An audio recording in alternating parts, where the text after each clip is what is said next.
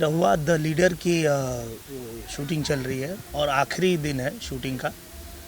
हम लोगों ने इसकी पूरी शूटिंग कर लिया था आजमगढ़ में। 2-3 गानों की शूटिंग मुंबई में होनी थी, तो हम लोग 3-4 दिन से यहाँ पे शूट कर रहे हैं विरार में। बहुत ही सुंदर यहाँ पे मामा चिवाड़ी है, जहाँ बहुत अच्छा लोकेशन है और पूरा फार्म है, बीच है।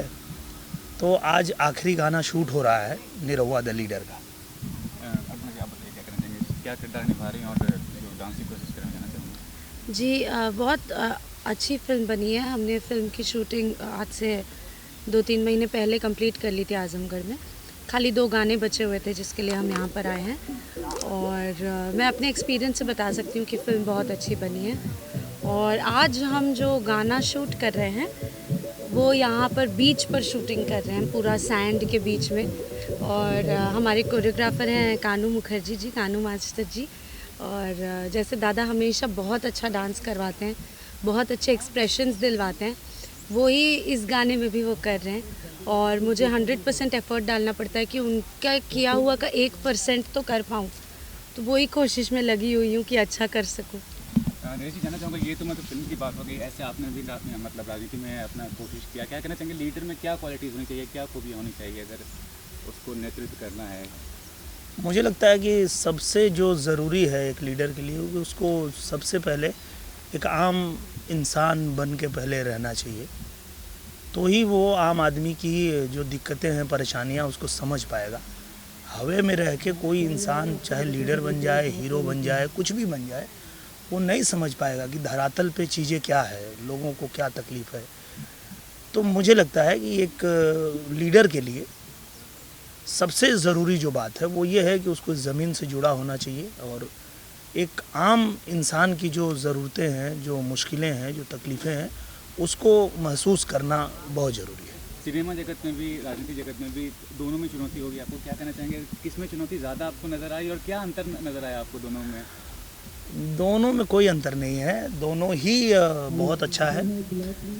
नीयत की बात होती है कि आप किस नीयत से कहाँ पे काम कर रहे हैं। अगर हम फिल्म इंडस्ट्री में भी काम करते हैं और हम इस नीयत से काम करते हैं कि हम एक ऐसी फिल्म में काम करें, एक ऐसी फिल्म बनाएं कि उस फिल्म से जो है लोगों को इतना आनंद आए कि जो हमारी इंडस्ट्री है उसको बहुत ग्रोथ मिले, खूब नाम हो और चारों तरफ भोजपुरी सिनेमा का डंका बजे। और उसके जब साथ में जब वो फिल्म सफल होगी तो उस फिल्म के सारे कलाकार को सफलता मिलेगी, साथ में मुझे भी सफलता मिलेगी। तो इस नीयत से ही करते हैं किसी फिल्म में काम कि वो फिल्म बहुत अच्छी बन जाए, बहुत हिट हो जाए, खूब लोगों को पसंद आए, ताकि सबका जो है वो नाम हो, शोहरत मिले और आगे भी और अच्छा काम करने को मिले। सेम बात राजनीति में भी है कि यही इच्छा होती है कि जब आप जनता के बीच में जा रहे हैं तो उनके लिए आप ऐसा क्या कर पाते हैं उनके लिए कि वो जो है आपको एक अच्छे नेता के रूप में देख पाएँ और वो चाहें कि आप बार बार उनके बीच में आएँ।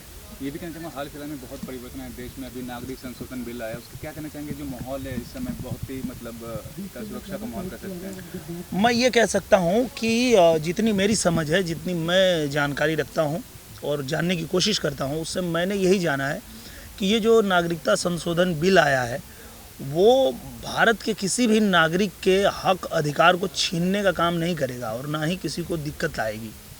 कुछ लोग हैं जो राजनीति बस लोगों में गलत मैसेज भेज के उनको भड़का रहे हैं, उनको गुमराह कर रहे हैं कि भाई तुमको यहाँ से निकाल दिया जाएगा, तुम्हारा अधिकार छीन लिया जाएगा। इस तरह की बातें फैला के लोगों में अविश्वास पैदा करके और उन्हें डराने धमकाने का काम कर रहे हैं, जो ठीक नहीं है। मुझे लगता है जो सच है वो लोगों को जानना चाहिए। मैं एक भारत का नागरिक हूँ, मैं कोशिश करता हूँ कि मैं जानूँ, समझूँ कि ये क्या है। वैसे हर नागरिक का ये धर्म है, कर्तव्य है कि पहले समझो, उसको जानो कि ये जो बिल आया है उससे आपका कुछ नुकसान होने वाला है या ऐसे ही आप किसी के कहने पे जो है रोड पे उतर गए और देश की संपत्ति को नष्ट करने लगे, तो वो ठीक नहीं है। मुझे लगता है आपको पहले जानकारी हासिल करनी चाहिए। अब बात करें बिग बॉस की, बिग बॉस आप देख ही रहे हैं कि सारी जी गए थे, फिर आप भी गए, क्या कहना चाहेंगे कि किस तरह का आपको लग रहा है मतलब माहौल बिग बॉस का? और सबसे बड़ी बात है कि आप गए थे और इतना सुकून से वहाँ पे कैसे मतलब रहते थे कि इतना बनावटी माहौल है वहाँ का, क्या कहना चाहेंगे उसके बारे में? मैंने पहले ही कहा कि अगर आप सच में हवा में नहीं हैं तो आप कहीं भी बहुत आराम से रह सकते हैं। तो मुझे लगता है बिग बॉस का घर हो या आपका घर हो, कहीं पे भी जैसा खेसारी जी भी गए थे तो मुझे अच्छा लगा, उनका जो वो हैं, जैसा उनका नेचर है वैसा वो रहे। उन्होंने ऐसा कोई काम नहीं किया कि जिससे वो कुछ और बनने की कोशिश करे। तो मुझे लगता है कि वो जो फॉर्मेट है बिग बॉस का, उस फॉर्मेट में जिस तरह का इंटरटेनमेंट निकल के आना चाहिए, उसके लिए वहाँ लड़ाई करना पड़ेगा, झगड़ा करना पड़ेगा, आपको हर बात पे जो है अपना पक्ष रखना पड़ेगा। हम लोग इस तरह के व्यक्ति हैं, चाहे मैं हूँ चाहे खेसारी जी हैं। हमारा नेचर ये है कि आप कुछ गलत बात कर रहे हैं तो कर लीजिए, हमको उससे कुछ नहीं लेना देना है, हम चुप रहेंगे। तो इस तरह के लोगों के लिए वो शो नहीं है। बेसिकली वो इस तरह का शो है कि अगर कोई गलत बात कर रहा है तो आप उसका जवाब दो, आप उससे लड़ो, उससे झगड़ो। मैं जब बिग बॉस में था तो मुझे याद आया, उर्वशी ने एक दिन सुबह जो है मेरा नाश्ता बना रही थी और उन्होंने उसमें बहुत सारा मिर्ची, बहुत सारा नमक डाल के उसको बहुत ख़राब कर दिया। अपने हिसाब से उन्होंने ख़राब कर दिया। उनको टास्क मिला था, बिग बॉस ने टास्क दिया था कि आप जो है नाश्ते को ख़राब कर दीजिए। ख़राब कर दिया और मुझे मालूम नहीं है, मेरे टेबल पे आया, मैंने अपना खाया, थोड़ा नमकीन लगा, थोड़ा तीखा लगा, मैंने खा लिया, ख़त्म किया। उर्वशी भी वहाँ से देख रही हैं कि ये कैसे खा गया, ये तो पूरा मिर्ची नमक, इस तो कुछ बोला ही नहीं। बिग बॉस भी सोच रहे हैं कि ये तो पूरा खा लिया, कुछ लफड़ा हुआ ही नहीं। तो बाद में वो लोग बोले कि आपका जो नाश्ता था वो बिगाड़ा गया था, उसमें इतना मिर्ची नमक, आप तो कुछ रिएक्ट ही नहीं किया। मैं बोला मेरे घर में भी अगर ऐसा होता, मेरी माँ बहन मेरे लिए नाश्ता बनाती, थोड़ा नमक ज़्यादा हो जाता मिर्ची, तो मैं थोड़े उन पे चिल्लाता, तो मैं उन पे नहीं चिल्लाता, तो मैं इन पे क्यों चिल्लाऊँ। तो बात इतनी सी है कि आप जब आपका वो नेचर ही नहीं है कि आप घर में चिल्लाते तो आप बाहर कैसे चिल्लाओगे। तो हम इसलिए वहाँ पे उस तरह से थे, खेसारी जी गए तो वो भी थे। और जो लोग उस फॉर्मेट में इंटरटेन करना जानते हैं कि भाई हम क्या है उससे मतलब नहीं है, यहाँ पे क्या करना है, उस हिसाब से जो लोग करते हैं वो इंटरटेन कर रहे हैं और लोगों को मज़ा आ रहा है। मैं खुद भी देखता हूँ, मुझे भी मज़ा आता है। लास्टली ये हम कपिल के शो में गए, वहाँ भी इंटरटेन किया आपने, क्या कहना चाहेंगे कपिल के शो के बारे में, कि किस तरह से आप देखते हैं उसको? बहुत धमाल, बहुत मस्ती, और सबसे ज़्यादा तो मस्ती आम्रपाली जी ने किया और मुझे लगता है अर्चना जी से भी ज़्यादा ये हंसी है। क्या बोलेंगे आप? क्या कहना चाहेंगे कपिल के शो में? बहुत मज़ा आया वहाँ पर।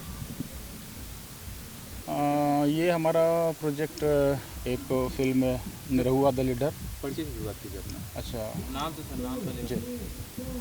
मैं सुधाकर मिश्रा, अंबिकापुर से, छत्तीसगढ़। और हम लोग ये एक अपना फिल्म शूट कर रहे हैं, निरहुआ द लीडर, जिसकी हमारी शूटिंग जो है तो मेन शूटिंग फिल्म की हुई है आजमगढ़ में, आजमगढ़, बनारस, लखनऊ से। और अभी हम मुंबई में अरनाला ब्रिज में अपना गाने की शूटिंग कर रहे हैं। ये जानना कि आम्रपाली जी और निरहुआ जी, मतलब दिनेश जी हैं फिल्म में, इसके अलावा कौन से कलाकार हैं और किस तरह की फिल्म है बेसिकली, ये क्या कहानी क्या है? बेसिकली फिल्म हमारी एक पॉलिटिक्स के ऊपर है ना, और एक राजनीति के ऊपर ये पिक्चर बनाई गई है। और पॉलिटिक्स भी है, रोमांस भी हैं, गाने भी हैं, और काफ़ी सारे आपको फीचर्स हैं फिल्म में हमारे। जी। तो फिल्म में क्या अभिनेता के, ये नेता के तौर पर दिखेंगे दिनेश जी? एक्चुअली शुरू में अब ये नेता के तौर पे नहीं है, इसके बाद जो है इनका लीडरशिप का रोल आता है। स्टार्टिंग में जो है तो एक आम नागरिक। तो आप जानते हैं, हालांकि इलेक्शन में खड़े हुए थे, मतलब नेता के तौर पर ज़िंदगी में जी, तो क्या कहना, कितना फ़ायदा होगा, दर्शक कितना उनको मतलब? दर्शक इनको काफ़ी वहाँ पसंद किए हैं। आजमगढ़ में इन्होंने मतलब सांसद के लिए चुनाव लड़ा था और काफ़ी अच्छे वोट्स मिले थे, और इन्होंने एक सीएम के अगेंस्ट में चुनाव लड़ा था, है ना, और काफ़ी लोकप्रिय हैं वहाँ ये, और बहुत अच्छा रिस्पांस रहा। तो जानना चाहूँगा कब तक रिलीज डेट क्या है फिल्म का? रिलीज डेट कोशिश कर रहे हैं हम लोग कि समथिंग होली के आसपास जो है रिलीजिंग करेंगे। और इसके अलावा कोई प्रोजेक्ट आप हैं जो कर रहे हैं? अभी बातें चल रही हैं और जल्दी ही हम लोग कुछ फिल्में लेके आ रहे हैं।